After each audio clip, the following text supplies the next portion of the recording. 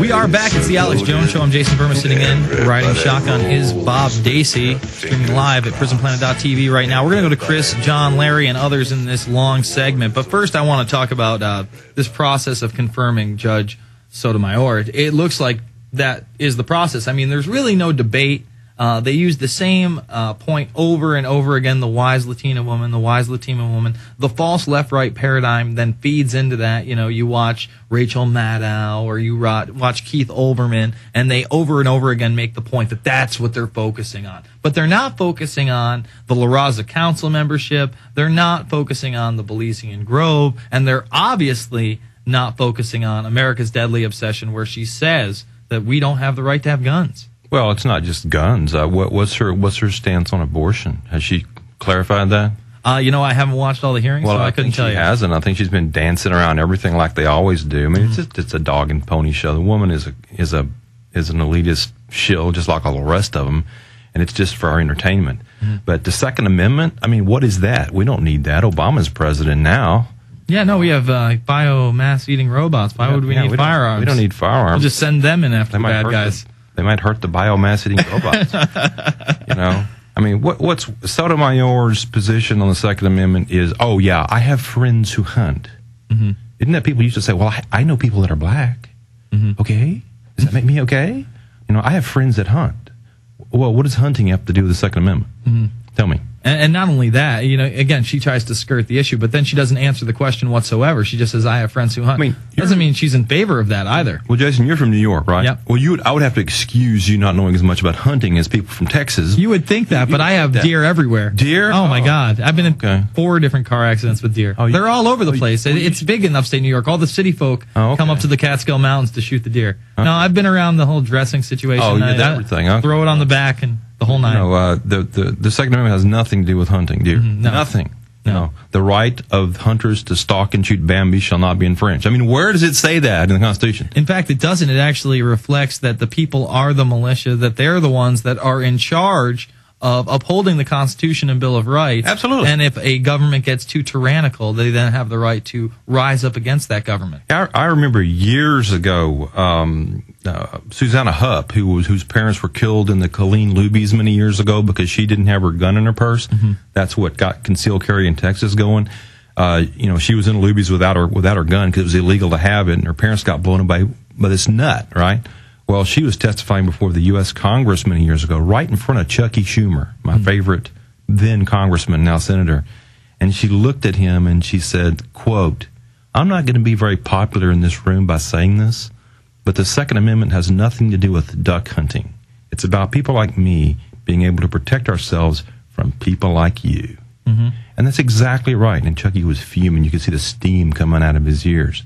You know, that's what the Second Amendment is all about. And when Sotomayor says, I have friends who hunt, that is irrelevant to the Second Amendment. Completely irrelevant. You know, I told a little bit of this story earlier, but I had my landlord come over and change my dry route, and he's with his son. His son's joining the military, and he pulls out one of those utility knives. You know, one of the ones that's going to be banned. It's a switchblade now. It's more than 4 inches. 8 out of 10 knives are now getting banned in this country. Just totally sick, totally disgusting, totally degrading. And I mention it to him, and he's well aware of it. He's like, it doesn't matter to me. Military's exempt. And I'm like, well, guess what? It matters to me. Why should the military even have knives that I'm not allowed to have? Absolutely. And during the actual Revolutionary War, if you want to get down to just the statistics of it, the militia guys mostly carried rifles, barrels that are rifle, more accurate. The guys in the British Army or whatnot, they carried a brown bess musket. It was a smoothbore musket. You pointed in a general direction, and if there was enough of you fired in the right spot, you hit somebody. So the militia actually had better weapons than the regular army. Yeah, that'll never be the case again. Well, come on now. So why can't we? Yeah, no, I agree. And I talked to him about the XM25 and the smart bullets and the technology that the military is openly using now.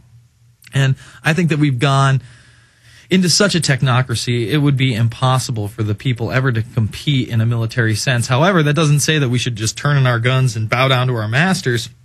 We still have to, keep away the police state. We have to keep the military and the police separate. I mean, that's common, posse comitatus is there for a reason. And as much as they try to tear down that idea, we have to keep upholding. Oh, absolutely. And, another thing Sotomayor has said is that, she has some relative of hers is in the NRA. Ooh, what is the NRA? I mean, all they do is promote shooting sports and things. They're pretty wimpy, really, if you really get right down to it on the real purpose of the Second Amendment. Mm-hmm. They want to protect the hunters and the shooters. And every once in a while they'll say something nice about personal self-defense, but they're not real good about the real core meaning of the Second Amendment. Well, that's why we support gunowners.org here at the Alex Jones Show. I was reading this article in the segment before. Walmart needs industry support for green labels. So now you can walk into your local Slave Mart and you'll be buying products with a nice little label that makes you feel better and say, oh, the carbon impact of this product isn't that much at all. Isn't it so good? What this really means is shoddier products for more money in a Slave Mart situation. Green labels. Labels. I hope they don't have the wrong kind of dye in green labels. I mean, You know what? I'm sure they'll make them look really earthy, but they'll still be put together by Indonesian kids in some far-off third-world country. Well, unless the Indonesian kids start to make more money than the kids they can find someplace else. Well, that's really the point, isn't it? Isn't it to bring everybody to kind of second-world status? I mean, let's look at China as an example. In the 80s, they got the Coca-Cola, they got the Levi's jeans, they got the McDonald's. They westernized a little bit. Not much. They still had their one-child policies. They still had their police state. They still have their ultimate rulers, their dictatorship. The military are the police there. They still have that. But then you look at the United States, and what have we taken from their culture? Well, now suddenly it's okay to have the military on the streets. Suddenly it's okay to have youth groups. Suddenly we're talking about bio and geoengineering. Suddenly we're talking about one-child policies. What do you got against youth groups? Oh, yeah. Youth brigades are always good when they're state-sponsored. You know what I've always said about teenagers? I hope I don't offend any teenagers, but teenagers are the dumbest people on the planet. I disagree with you there. It wasn't so long ago. I will tell you why teenagers are the dumbest people on the planet. Okay. Because a 10-year-old knows he doesn't know anything. He realizes it. Mm-hmm. A teenager doesn't know anything either, but he thinks he knows everything. Well, I'm not going to... Or he's some of the dumbest people on the planet. I guess I'm not going to say I wasn't cocky and arrogant as a teenager, but I know plenty of middle-aged people I was smarter than even then. Well, and that was over a decade ago. Well, I'm going to be 30 in like 2 weeks. Well, you're an exception to the rule. Oh, exception to the rule. Most teenagers are dumb because they think they're smart. And they Listen, don't know anything. Yeah, but the thing is that their parents, in most cases, are just as dumb, especially nowadays. They're like, look at my SUV. Let's take the example, 5-10 years ago. They're the ones driving this Eddie Bauer mobile, trying to be like socially acceptable at the soccer mom circle. And over at the kids' games, and what's socially acceptable. Yeah. Let's talk about the latest sports team and the college game that was on last night, and look at the bumper sticker I have or the pennant on my car. Jason, look. Kids' sports can be relevant to current politics. And how's that? Because when I was younger and my kids were little, I was a soccer coach. Mm-hmm.